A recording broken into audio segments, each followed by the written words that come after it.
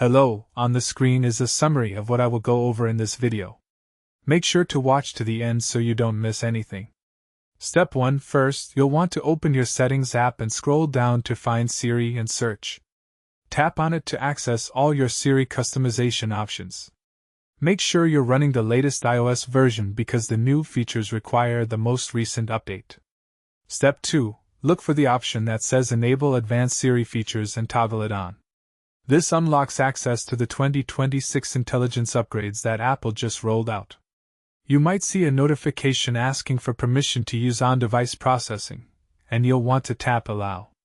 Step 3. Next, navigate to the Contextual Awareness section within Siri settings. Toggle on Location Services and App Integration so Siri can better understand what you're doing. This makes your requests way more personalized and accurate.